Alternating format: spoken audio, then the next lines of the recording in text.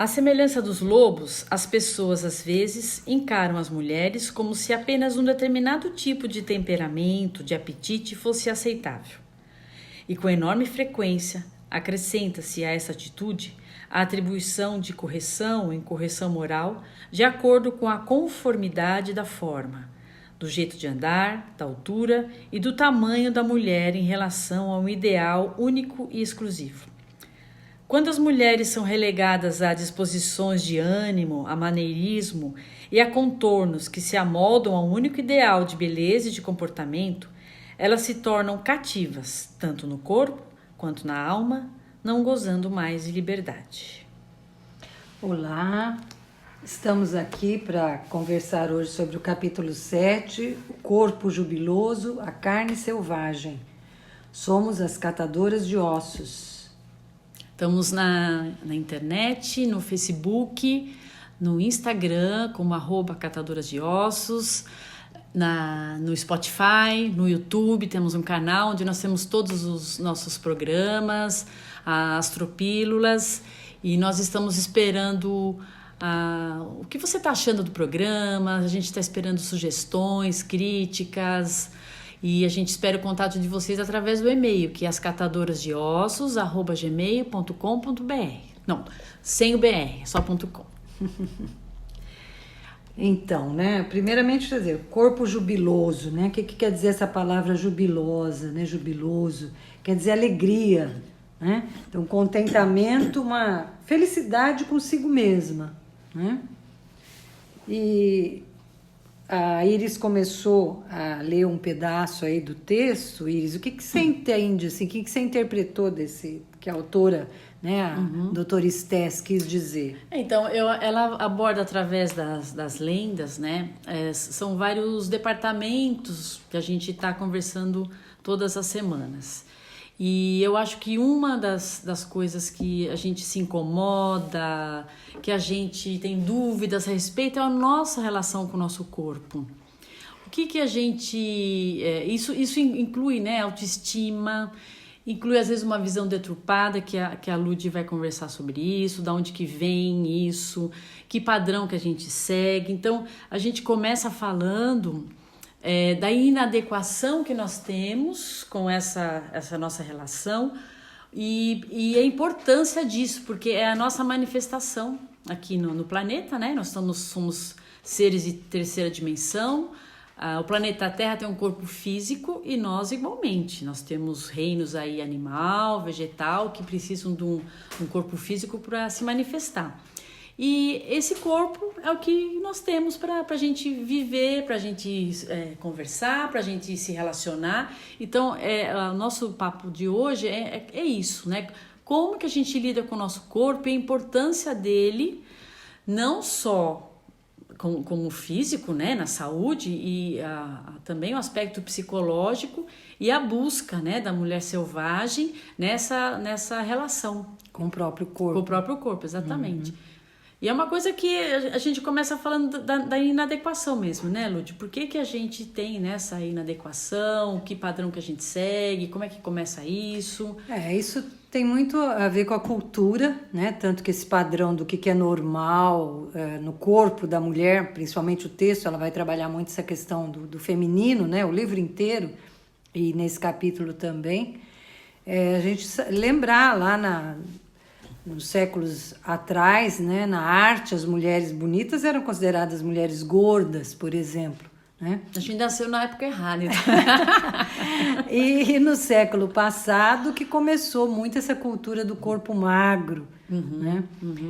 Então a primeira coisa, acho que é libertadora, é a gente se lembrar disso, né? Quer dizer, por que eu tenho que seguir esse padrão? Por que eu tenho que seguir essa cultura? E que a gente vai ver que mesmo atualmente, no século XXI, o que é normal numa sociedade pode não ser na outra, né? Se a gente for comparar com as sociedades árabes. Né? Exatamente, que existe um massacre, né? Existe um massacre da mídia, o homem deseja, né, um corpo, a gente vai conversar com os homens, eles falam, a gente não liga para celulite, não tem essas coisas, né? Que a gente fica criando ali fantasmas. E assim, é uma coisa que a gente fazem com que a gente vá engolindo aquela história, né? Tudo bem, a gente não pode esquecer da saúde, a gente tem que ter um corpo saudável. Se você tá muito gorda, mas você não tá bem de saúde, então tem algum problema. Mas às vezes isso não quer dizer que você não tá bem. Tem pessoas que estão às vezes fora do peso, você vai fazer exame de sangue e tá tudo certo. Então a gente também não tá fazendo um culto aqui, né? Lógico, mas é uma coisa realmente de você pensar o que é que tá moldando a sua forma. Por que você tá se conectando a um rebanho, né? A um estereótipo que você não tem como viver. Como é que você pode ser magrérrima, né? Magérrima, se você tem uma família, por exemplo, que tem uma coisa de uns ossos mais largos, né? Eu tô me lembrando, quando eu era adolescente, eu achei assim, fui lá comprar uma roupa e achei uma calça linda, branca, assim, com uns frisos azuis, era estilo marinheiro, e comprei a calça. Era um número menor. E eu, vou emagrecer para eu usar essa calça, porque eu queria aquela calça. Quem nunca, né? Então, mas aí eu descobri que o osso não emagrece, né? Quer dizer, eu nunca ia, aquela calça não ia caber em mim, porque não era, a questão não era realmente de tamanho, de excesso de peso, era um tamanho menor. A mulher das ancas largas. Então, principalmente na adolescência, isso é muito bullying, pesado. A gente vai falar do bullying, né? É isso mesmo. A gente tem que... A gente às vezes sofre muito com isso. Agora, como é que eu estou me enxergando? Né? Será que eu estou me vendo realmente como é o meu físico?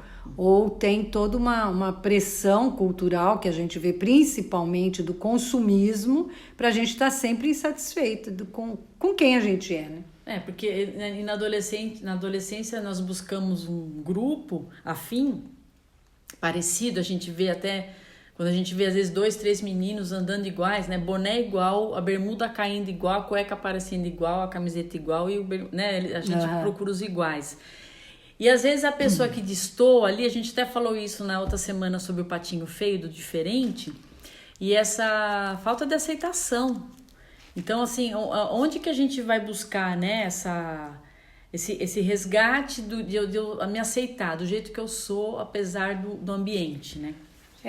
A gente tem essa cultura, né? Ela se manifesta inicialmente na família, depois na escola, na igreja, na comunidade que a gente mora, mas principalmente, como eu já falei várias vezes, né? A figura dos pais ou dos cuidadores. Mas a leitura, é o que eu acredito e é o que a gente, né? Muitos estudos apontam. Então, a importância do papel, né? Como eu falo, de nós enquanto mães, avós, né? Mulheres, assim, de ajudar as crianças na autoaceitação, né? A enxergar o belo, o potencial que nós temos com o nosso corpo, porque nós servimos de espelho, né? O adulto é um espelho para o bebê, desde o bebê já, no sentido de como ele, como a gente faz esse aconchego, né? Existe um experimento bastante interessante da década de 60, se eu não me engano, em que se colocava 2 bonequinhas de arame, né? Mas uma bonequinha de arame tinha uma mamadeira e a bonequinha do lado, ela não tinha mamadeira, mas ela tinha um tecido recobrindo esse arame. E o macaquinho, ele ia para essa bonequinha de arame com a mamadeira, ele se alimentava, mas depois que ele estava satisfeito, ele ia e dormia ali na bonequinha macia, né? Coberta por tecido. Então, esses experimentos, e aí outros também com criança, mostram a importância do contato físico, né? Da mãe, bebê, do adulto aí com o bebê, que vai dando até o limite, ajudando a criança a se diferenciar, quem é ela. É lá em torno dos 3, 4 anos, até que ela vai se referir a eu, ela vai saber começar a diferenciar ela, né? Que não é mais a extensão física da mãe, do pai. Do adulto, né, que a educa, que cresce com ela. Então, isso é muito importante mesmo, todas essas fases de desenvolvimento que o Freud vai dizer, né, ele vai dizer o ego é, antes de tudo, corporal, porque é através desse corpo mesmo que vai, como eu falei, desenvolvendo a própria identidade. Então, se a gente tem adultos que reprimem a criança, que critica, né, principalmente do físico dela, isso vai influenciar uma baixa autoestima e aí muitas complicações, né? É porque de repente, às vezes, hoje a gente tem muitos pais amigos, né, os pais amiguinhos, né, e fica às vezes aquela tiração de sarro, aquela brincadeira que às vezes não é sadio nesse sentido de gozar uma parte ali do corpo, fazer alguma brincadeira assim desse sentido, vindo dos pais, porque é uma referência grande da opinião deles. Um tio brincando é diferente, né? Sim, e a gente lembrando que nós estamos agora em Setembro Amarelo, né? Quer dizer, o número de suicídios de jovens é muito alto, então nós temos que estar atentos mesmo, principalmente com essa questão da autoestima. Porque assim, eu sempre, pelo menos eu fazia isso com as minhas crianças, né? Quando vinha alguém dizer que me tirou o sal da minha cara porque eu sou magrelo, ou porque eu tenho a sobrancelha grossa, sei lá. Eu falava, mas dá risada junto, né? Assim, eu acho que aí tem essa coisa da frustração que vem junto, que você trabalhar... Não, mas você é linda, né? Mas você tem a sobrancelha assim que você herdou de alguém. E acontece isso também, a magreza também. E o outro também tem um outro defeito, que todo mundo tem um defeito, todo mundo tem uma qualidade. Tem isso também, dessa troca. Que as famílias, às vezes, não conseguem lidar muito com isso, né? Na hora que a criança vai pra escola e vem com essa história, né? Mas uma coisa é um defeito físico, vamos dizer assim, de nascença, e outra coisa é o que é considerado defeito. Porque eu sou magra, porque eu sou alta, porque aí não é um defeito, são características, genótipos aí, né? Fenótipos, aparência, né? Que tem a ver com os genes, né? Família, né? Estruturas mesmo, puxou a mãe, puxou o pai, e que vai diferenciar uma pessoa da outra. O problema é quando, exatamente como a autora fala, né? Que a Iris fez a leitura, quando fica um padrão e você fica em busca desse padrão e insatisfeito consigo mesmo, né? E aí vem até os distúrbios alimentares, né? Que aí você pode falar bem disso, Lud, que é assim... A busca, né? E aí já é uma coisa mental, né? Ali de um distúrbio, que aí é a deturpação da imagem, né? Sim, da autoimagem, que aí é um extremo realmente, uma doença mental, né? Que a gente tem a bulimia, naquela pessoa, geralmente começa na adolescência, que se alimenta e depois vomita. Come muito, vomita. A anorexia, não comer, né? Evita se alimentar. Então, você acha gorda. Você olha no espelho, olha só aquela barriga, né? Eu já conheci pessoas assim, é terrível. Você não consegue provar para ela que aquilo que ela tá pensando. Ela tem uma distorção mesmo da autoimagem, né? E tem muito a ver com essa questão de estereótipo, de bullying, né? Por outro lado, hoje nós temos também até um quadro mental mais recente, né? De doença mental, que é a vigorexia. Que são pessoas que exageradamente ficam em academia, por exemplo, diariamente, várias horas, porque precisa ter uma forma física idealizada, né, que a gente estava falando lá do ideal de ego, uma insatisfação que faz com que ela acaba se distorcendo mesmo o que seria saudável. E vicia, né? Dizem que as pessoas se viciam naquela imagem musculosa, naquela imagem definida ali, que as pessoas aí ficam dando uma porque como elas não se aceitam como são, né? E acham que só vão ser felizes, né? Quando eu emagrecer, eu vou poder fazer isso. Aí eu vou viajar, eu vou fazer aquilo. Quando eu tiver tal físico, quando eu for musculoso, quando eu tiver a barriga de tanquinho, vão sempre colocando em condição. Então, a felicidade fica lá longe, fica no futuro e não consegue viver o presente, o hoje. Né? Quem eu sou, tudo bem, isso não quer dizer que eu posso querer melhorar minha condição física, né? O que nós estamos falando aqui é quando cai no extremo, que aí se transforma em doença mesmo. Aí é outro lugar, porque eu acho que essa coisa também como é que eu sou hoje e dos ancestrais, né? Que a gente estava conversando, então... Eu acho que isso é honrar daquilo onde você vem, né? A gente vê isso muito em comum hoje em dia. As pessoas não têm essa coisa. Eu acho que o brasileiro também, por ter muito essa mistura, acontece muito isso também. Então, em países que não há tanto... Hoje em dia, eu acho que a globalização, tudo isso fez com que a gente se misturasse bastante. Mas no Brasil é muito típico isso. Tem a mistura do negro, do português, do japonês, do indígena, do búlgaro, do sei lá da onde. Então a gente fica muito misturado, mas tem uma característica nossa que a gente pode falar, não, isso é do meu pai, ou isso é da minha mãe.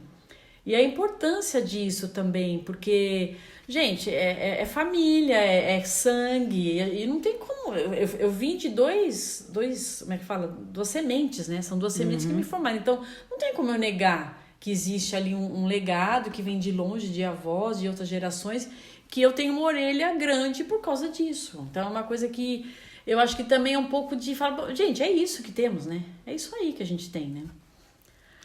E aprender a ser feliz com o que tem. Exatamente, porque é o conflito que vem e fica aquela coisa do emocional e embate ali com uma coisa que não tem como você mudar. Até existe recursos estéticos, mas não é uma coisa que às vezes a gente vê até os adolescentes hoje mudando, né? O Brasil é um dos maiores índices de cirurgia correção plástica, em adolescente. Né? Absurdo, né? E aí a gente puxando, né, como eu, né? Sempre puxando para astrologia, a gente está falando sobre ancestralidade, e aí a gente vai puxando o fiozinho da meada, o aspecto que a gente conversa mais na astrologia, que se refere a corpo físico, é o signo ascendente. Então, você tem um signo solar, que é o que você conhece, que é aquilo do seu aniversário, que você comemora, e o seu signo, as suas características, a sua formação não é só esse signo solar. E um dos grandes contribuintes, né, para a formação da sua personalidade, para seu jeitinho de ser, é o signo ascendente. A gente descobre o signo ascendente vendo o horário do seu nascimento. Então, nós temos, por exemplo, nós estamos no Sol, no signo de Virgem. E o ascendente é o signo que estava... Tudo nasce no leste, né? O Sol, entre aspas, né? A gente sabe que existe um movimento ali entre Terra e Sol, mas o Sol nasce a leste, a Lua nasce a leste e as estrelas nascem a leste. Então, o signo ascendente é aquele que estava se colocando a leste à hora do seu nascimento. Às vezes é o mesmo signo, às vezes são outros signos, mas ele é o quê? Ele é a representação, é como você se mostra. É o seu mestre interior em ação, é como você se manifesta aqui nesse nosso planeta. A gente pode falar que ele ensina, né, você a olhar para você mesmo, aquela sua força interior, para que você esteja pronto, né, para trocar essa energia com o mundo exterior. Então, assim, eu tenho um signo de Sol, que é uma manifestação espiritual, causal, até como o nosso Sol ali físico, e ele utiliza através do ascendente para fazer a manifestação, para você atuar aqui no planeta. Então não é só como eu estou me mostrando ao planeta, como as pessoas estão me vendo, mas assim é o meu estilo, o meu jeito de ser, vai formar muito, vai dar muita informação de quem eu sou.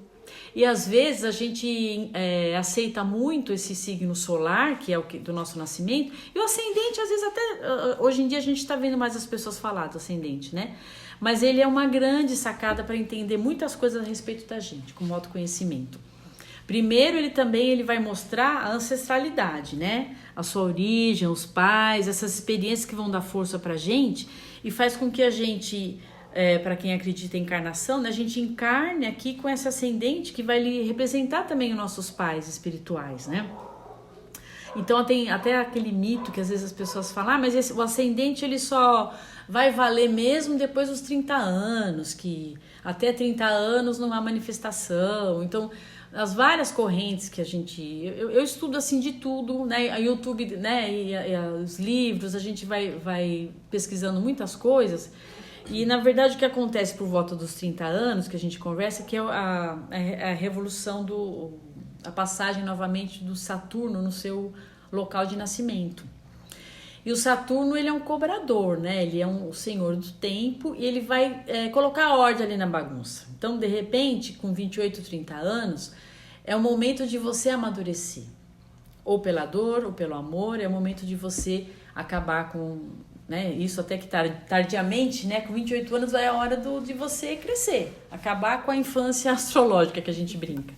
Então, por exemplo, o adolescente, ele matura, ele está descobrindo, ele vai contra os pais, ele é contestador, ele está experimentando as coisas, está formando ainda o corpo emocional. Mas aí, quando você chega com 28 anos, está na hora de você a gente tirar a rede, é na hora da pessoa crescer.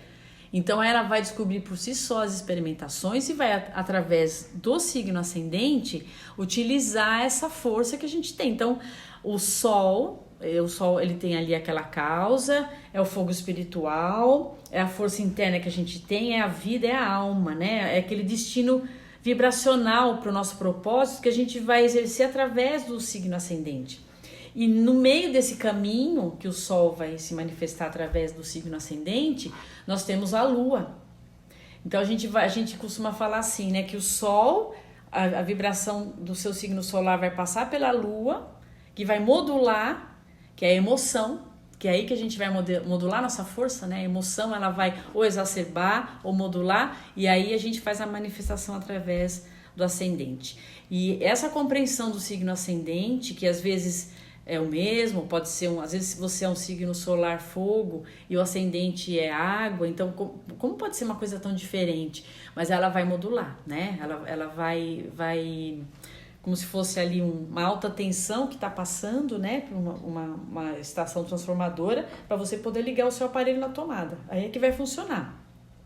E o Newton Schultz, ele faz uma analogia muito interessante, que dá para a gente entender muito bem o que é o signo ascendente. Ele dá a metáfora de uma armadura. Então, os cavaleiros, antigamente, quando usavam as armaduras, eram armaduras idênticas ali. Todos os cavaleiros tinham a mesma armadura, mas como que é aquele cavaleiro ali dentro, né? Tem um que é mais corajoso, tem um que tem mais estratégia, tem um que é mais briguento, outro que sabe dar o passo atrás se necessário, mas as armaduras são iguais. E a armadura que vai fazer com que você vá para a batalha. É aquela força que você vai ter de proteção e de manifestação no planeta, né? Então a gente também diz que o Sol tem ali a figura do pai, a Lua da mãe, como feminino, como arquétipo feminino, e o filho é o ascendente. É aquele que realmente é o fruto, né, de toda essa energia para você ter a manifestação aqui. E ele é uma grande dica, né, do físico. Às vezes a gente até analisa como que a pessoa, você não conhece a pessoa, você faz o mapa, pelo ascendente você sabe como ela é às vezes. Né, o aquariano geralmente são pessoas no ascendente aquário mais altas, né? E aí o canceriano, né? O ascendente de câncer tem a cara um pouquinho mais redonda, como a lua, então tem essas coisas também, né? E o entendimento do ascendente, tanto quanto o entendimento do nosso corpo físico, que a gente está falando hoje essa noite, ou esse dia, depende de quando você está ouvindo esse programa, ele vai te dar dicas de como você resolver as coisas na sua vida. É ele que vai te dar as armas. Então, o ascendente seu, por exemplo, o ascendente aquário, né? Como você vai resolver problemas, ou como você vai se manifestar de uma maneira construtiva para você atingir o seu propósito. Sendo fraterno, trabalhando em grupos, mexendo com a liberdade, não tendo preconceitos. Então isso é muito interessante, você se conhecer, para você ter armas, para você estar ali com ferramentas para você poder fazer uma manifestação mais tranquila. E como você usa o seu corpo, né? Dependendo de como você está usando ele, você está sofrendo, você não está tendo fluidez na sua vida porque você está empacada com alguns conceitos, e assim é o ascendente, né? Eu achei bem interessante o jeito que ele colocou. Então ele é o veículo, né? Que ele vai sintetizar ali as nossas experiências para poder manifestar o desejo do Sol, que é o nosso self, né? Aí a gente chega no conto da mariposa, que a gente vai falar muito sobre a aceitação do corpo e como que a gente vai fazer essa manifestação aí, né? E é interessante quando você usa a questão da metáfora e da armadura, que realmente o corpo vai ser essa armadura. Bateu, né? Muito legal, achei muito interessante. Como que a gente está manifestando no mundo, né? Como é que eu estou usando o meu corpo para me expressar? Exatamente. Eu estou me escondendo o meu corpo, ou o meu corpo tem uma fluidez, uma leveza. Como que eu estou usando, né, isso? É uma muleta, né? Eu sou assim assado, então eu não posso fazer isso. E é muito interessante a gente prestar atenção no corpo, né? Os sintomas que a gente manifesta na linha da psicossomática, né? A gente considera que quando a gente não consegue pensar um problema, aparece um sintoma físico. Sim, é verdade, verdade. Então, até câncer, né? Câncer, então é muito importante é. eu estou tendo uma dor de cabeça, mas por que estou com essa dor de cabeça? Tem uma causa física, realmente eu comi algo que me fez mal, ou eu estou não querendo pensar em alguma coisa, eu estou com um problema na vista, eu estou com um problema... o que eu não estou querendo ver, né? Surgiu lá algo, uma conjuntivite, será que eu estou com dificuldade de olhar alguma coisa que eu tenho que olhar na minha vida? Eu estou com problema nos pés, está me dificultando andar, onde que eu estou com medo de ir, será que eu estou me impedindo? Então, é muito interessante a gente conhecer o nosso corpo, ele principalmente quando ele nos dá sinal de como é que está a nossa mente. Que um alimenta o outro. E até a ingestão alimentar, né? A ingestão alimentar também, não é? Quando eu como mais doce é porque eu tô carente, ou eu não tô bem, preciso relaxar. Você pode beber um copo de vinho, mas você não precisa beber uma garrafa, não é uma coisa assim que a gente vai usando o corpo ali para uma manifestação e às vezes benéfica e às vezes nociva. Porque você tem uma produção de endorfina, né? Coisas, substâncias que vão te dar prazer,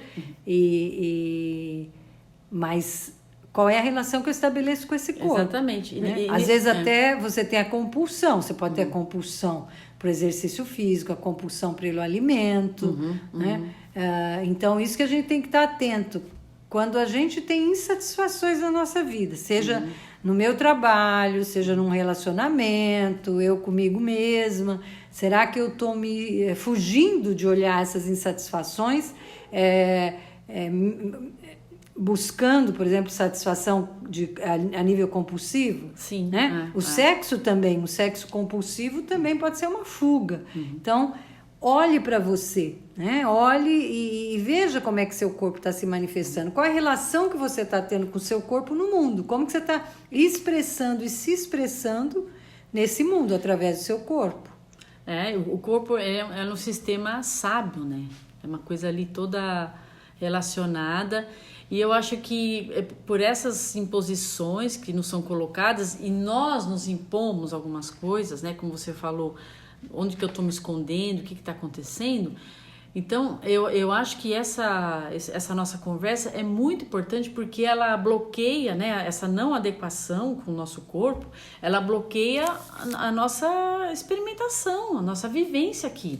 A gente vai colocando coisas na nossa cabeça que vão limitando, que vão entupindo, né, o nosso sentir, nossos quereres, a nossa libido.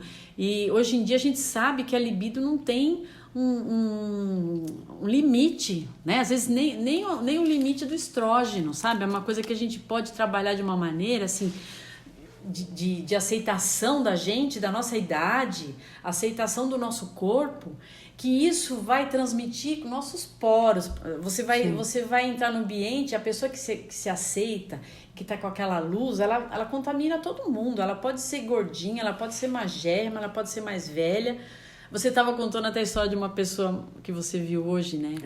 Na internet. E é isso, conta pra gente, parte pra gente isso. Uma senhora de mais de 80 anos nos Estados Unidos que tá tendo mesmo sexo casual. E ela se pôs em redes de relacionamentos e buscando, né? E ela até disse que saiu com um rapaz que tinha 19 anos, ela tem mais de 80. E ela tá toda bonita e satisfeita consigo mesma. E ela falou, não, precisa até mudar esse estereótipo de que o sexo acaba pro idoso. Né? E se você você tá sozinha, você vai à caça. Se você tá com o seu marido, reinvente as coisas. A gente vai pondo um monte de obstáculo. Entrou um gatinho aqui na conversa. Pulou em cima da minha. Então, a gente vai pondo obstáculo para bloquear, na verdade, a nossa manifestação. Eu acho que é um jogo de quem que foi inventado primeiro. É o medo, né? É o medo da não aceitação. É o medo da não aceitação. Mas, assim, a pessoa que está muito senhora de si, nada vai bloquear. Aí tem a história da mariposa, né? Que é a borboleta flutuante. Aquela senhora totalmente plena, que não tem, assim, medo de ser feliz, de dançar, de se manifestar, como uma pessoa que não tem medo de dançar, de cantar, de participar de uma atividade prazerosa, para vir a serotonina, para vir a endorfina e para ir para frente, não ficar dando desculpa, né, disso ou daquilo, para não se manifestar, para não ser feliz, ficar se escondendo numa concha, né? Eu acho que é bem isso. O corpo jubiloso é um corpo de alegria, é um corpo de aceitação, um corpo de celebração, mas não uma coisa assim, tanto com o mundo, né? Mas sim com você mesmo. Primeiro lugar com Primeiro você. lugar, porque aí vai fluir externamente, né? E essa descoberta, que eu acho que é uma parte selvagem disso, no sentido da rebeldia, né? Uhum. Eu não sou um estereótipo e estou ótima, estou bem, estou feliz. Eu não posso, o corpo não pode me aprisionar, pelo contrário, o sentido que ela traz aqui é da liberdade. Isso. Né? Da liberdade eu estar bem comigo mesmo, estar feliz, né?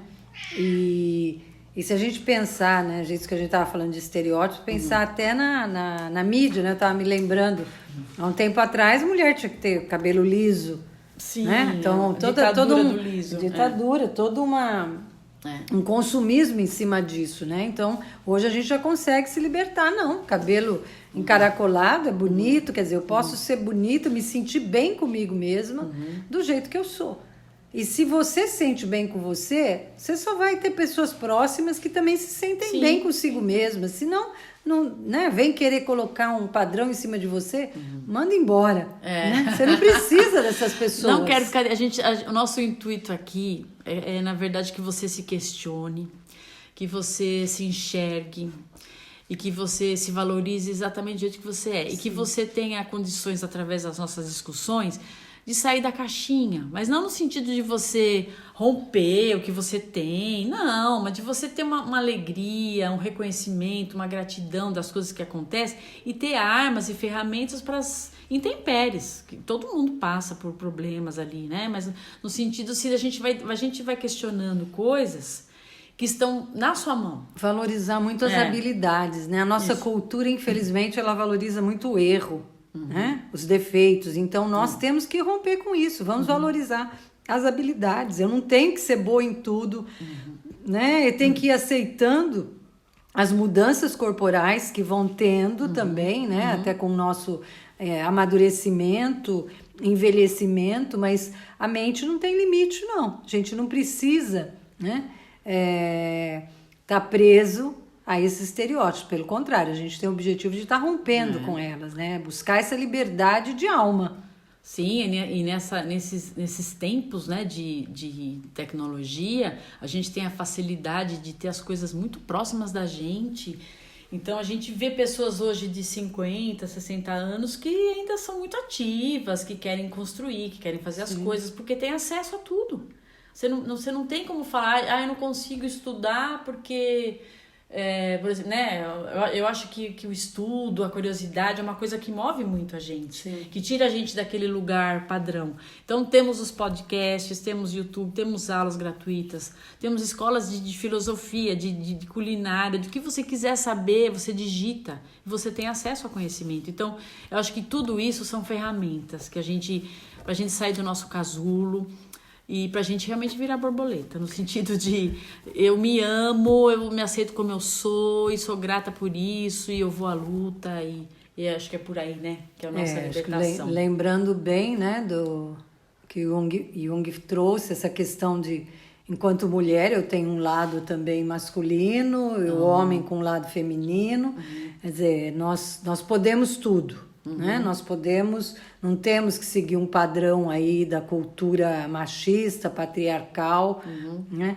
Que fica dizendo que a gente pode, o que não pode, e a gente tem que tomar cuidado com isso nos contos de fadas também, porque geralmente foram escritos por homens, né? E que também vão mostrar aquele papelzinho da mulher boazinha, dona de casa, né? A mãe, apenas isso, né? Então, nós hoje não, até no nosso país a gente pode ir um pouco mais longe, né? Existe um caminho. E ao lado, né? Ao lado do homem, aí não da valorização, contra, né? Exatamente, que a gente está buscando. Eu acho que são passos largos que já demos, mas tem muita coisa ainda a ser feita, né? mas é uma coisa que vamos começar pela gente, porque ainda existem mulheres machistas, né? Sim. Existe ainda isso.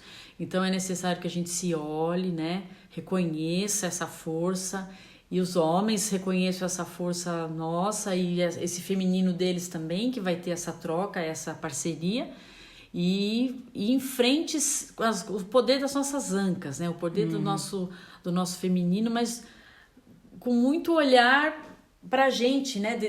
Esse olhar jubiloso, esse olhar de glória para o que a gente é, a gente olhar para a gente e ver as nossas qualidades, né? A gente fez o curso Mulheres que Correm com os Lobos com a Patrícia Vignoli, e tem uma das práticas do corpo jubiloso. Você lembra, Lud, que a gente deitava no chão? A gente, uma das práticas, tô dando um spoiler aqui, né? Numa das práticas desse curso, a gente é deitada no chão e todas as amigas, né, do grupo ficam em volta, e a gente começa a falar as habilidades, as qualidades, porque a gente fica renegando isso, a gente não acha. Quando as pessoas começam a falar aquilo, porque a gente já está há um tempo, mais ou menos uns 2 meses no curso, e a gente já começa a se conhecer, tem aquela confiança. E aí as pessoas falando de você ali, as suas qualidades, a gente...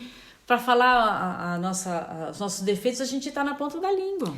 Acho que é importante isso que você está falando. Engraçado que eu estava pensando nesse sentido também, da gente não competir com as outras mulheres. A nossa cultura também estimula isso, muita competição, né? Então, um querendo derrubar, tirar, falar mal da outra. Não, a gente tem mais é que dar as mãos, né? Ninguém soltar a mão de ninguém, se mexer valorizar. Com uma, mexer com todas. Sabe? Se valorizar, porque, infelizmente, a gente sabe, o feminicídio ainda está muito alto no Brasil. Sim. Né? Então, mulheres, vamos nos valorizar, nos apoiar. Ficar atentas, muito atentas. Ajudar, né? E cooperar uma com a outra, não competir. Né? É isso mesmo, mas eu acho que esse livro ele me deu muitas ferramentas, muitos olhares diferentes sobre mim, sobre o grupo, sobre as mulheres. Então, a gente já disse que esse livro está disponível em PDF, é muito fácil para adquirir. E também, se alguém quiser comprar, tem até a estante virtual, que às vezes você pode comprar um livro de segunda mão em perfeito estado e acompanhar. É interessante que se leia, mas fiquem atentas, né, às nossas redes sociais, as Catadoras de Ossos. Eu sou Iris Carvalho, a Ludmila, né, que é nossa psicóloga, e a gente espera por vocês. Tem no YouTube todas as nossas conversas, tem a Astropílula, que é a dica semanal do que os astros estão dizendo para nós. Temos também o Facebook, o Instagram, o Spotify. O podcast é uma facilidade para você, tipo um rádio, né? Uma coisa que está voltando muito. Você coloca ali no seu headphone, vai às vezes dirigindo e está escutando. Na academia, fazendo coisas caminhada. Em casa. E você está ali escutando a nossa conversa. Aí a gente vai funcionando.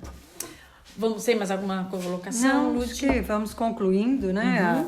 A Paty hoje não pôde estar com a gente nessa discussão, mas ela vai estar apresentando o texto e complementando também algumas coisas aí. Isso, o nosso próximo vai ser dos sapatinhos vermelhos. Um conto muito interessante. Muito também. Interessante, eu acho que é o meu preferido, porque a Paty fala assim, é o meu preferido todo, né? Mas os sapatinhos vermelhos mexeu muito comigo, vocês vão adorar também. Adorar e, na verdade, se reconhecer e às vezes chorar. Mas é bem, bem interessante, na próxima semana a gente vai falar sobre eles. Há quem diga que a alma anima o corpo.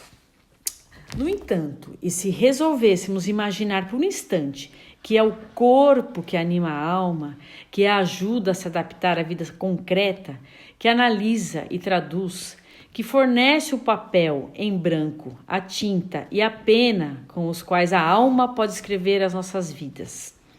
Seria prudente passar a vida inteira torturando esse mestre que tem tanto a dar e ensinar, o nosso corpo? Desejamos passar a vida inteira permitindo que os outros depreciem nossos corpos, julguem-nos, considerem-nos defeituosos? Será que temos força suficiente para renegar o pensamento geral e prestar atenção com profundidade e sinceridade ao nosso corpo como um ente poderoso e sagrado, nós esperamos que com esse papo, sim. Até a próxima semana. Adelante. Adelante.